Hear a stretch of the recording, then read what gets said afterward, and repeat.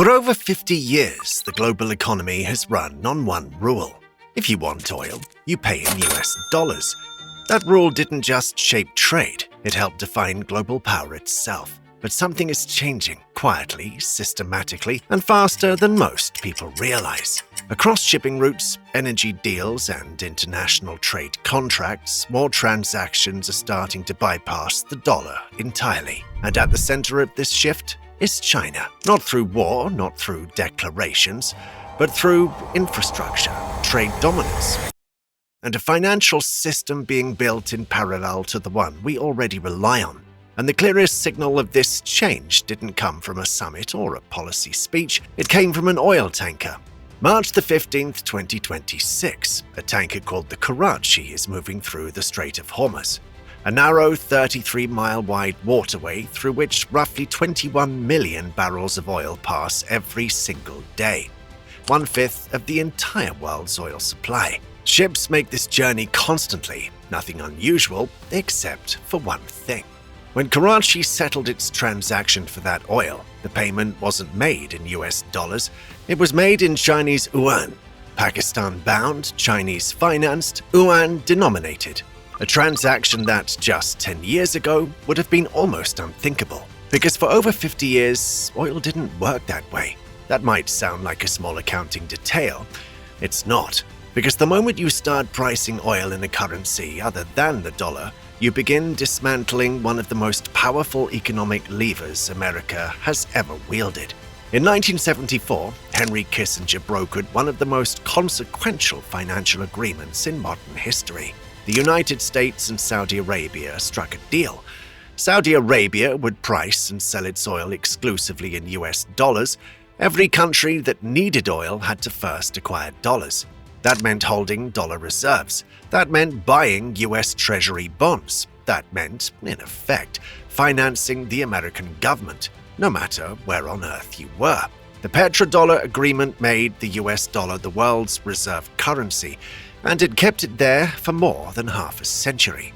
China has been studying this system for decades, and it spent the last 10 years building the tools to challenge it. In 2018, China launched the yuan-denominated oil futures contracts on the Shanghai International Energy Exchange, what analysts immediately labeled the petro-yuan.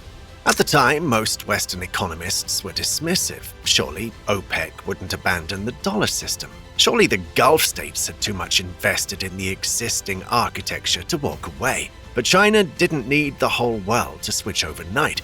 It just needed enough bilateral deals, enough consistent trade volume, and enough economic leverage to build unstoppable momentum. And that is exactly what it did. That momentum is now undeniable. Russia, effectively cut off from Western financial infrastructure following the Ukraine conflict, began settling the majority of its energy exports in yuan almost immediately. Trade settled in yuan between Russia and China grew by over 400% in the years following Western sanctions. Iran, locked out of the dollar system for decades, has been routing significant portions of its trade through yuan-denominated channels for years. And most critically, Saudi Arabia. The kingdom that is the living heart of the petrodollar system has reportedly held serious discussions with Beijing about pricing a portion of its sales to China in yuan. These conversations didn't emerge from nowhere. They emerged because China is now Saudi Arabia's single largest oil customer, importing more Saudi crude than any other nation on the planet.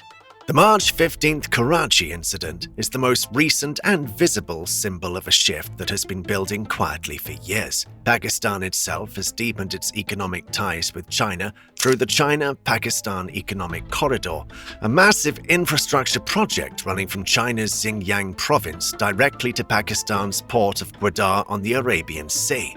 Gwadar gives China direct warm water access to the Indian Ocean without having to navigate through the South China Sea at all.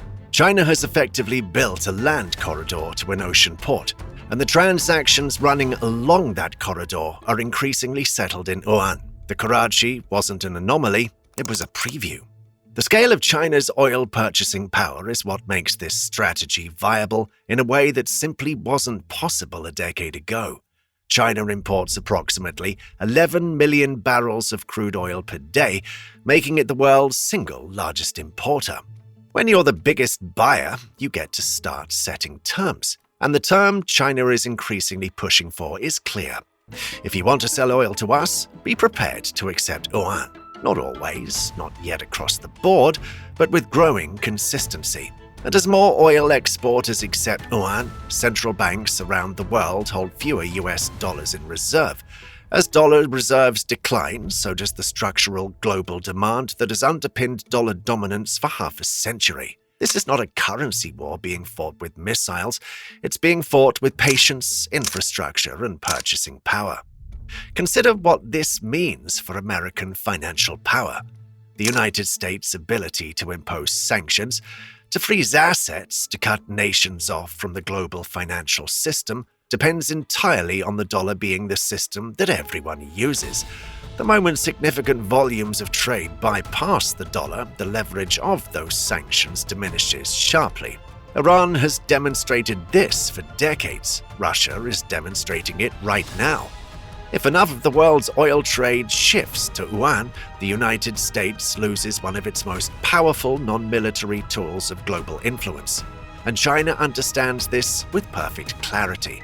This is not a side effect of China's trade ambitions. That's the point.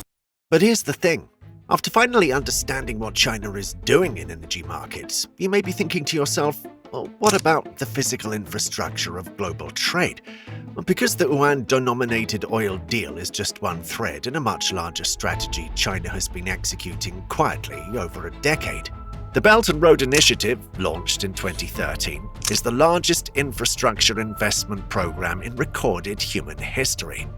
Over 140 countries have participated. Roads, railways, ports, pipelines, and fiber optic cables, planned, financed, and often built by Chinese state enterprises. The entry price? Economic dependency, political alignment, yuan-denominated trade. China doesn't need to invade markets.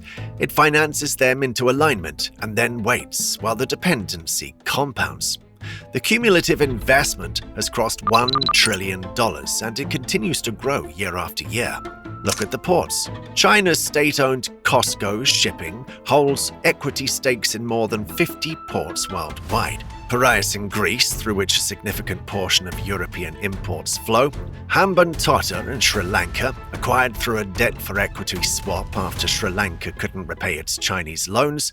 Ports in West Africa, ports in South America. Control the ports, and you control where goods flow, how fast they move, and what that movement costs. This is leverage disguised as infrastructure and investment, and it's been extraordinarily effective at quietly extending Chinese influence into regions far from its borders. Then there's manufacturing. China accounts for approximately 28% of global manufacturing output, more than the United States, Germany, Japan, and South Korea combined. Decades of supply chain concentration mean that the world's electronics, pharmaceuticals, solar panels, electric vehicle batteries, and rare earth processing are overwhelmingly routed through Chinese production. We saw a preview of what happens when that concentration breaks down during COVID-19.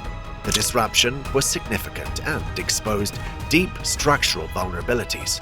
But the underlying dependency has not been resolved. In critical sectors like batteries, advanced materials, and solar technology, it's deepened considerably since then. And China isn't stopping there. It's investing aggressively to dominate the next generation of strategic industries: electric vehicles, green energy technology, and advanced battery production. China already holds over 80% of global rare earth processing, the raw materials that go into virtually every advanced technology manufactured today, from smartphones to fighter jets to EV motors. Whoever controls rare earths controls the hardware for the future. China has spent decades cornering that market deliberately, patiently, and systematically, and the rest of the world is only now beginning to grasp the full strategic depth of that position. The yuan's share of global payments has been rising steadily. SWIFT data tracks its increasing usage in international transactions year over year.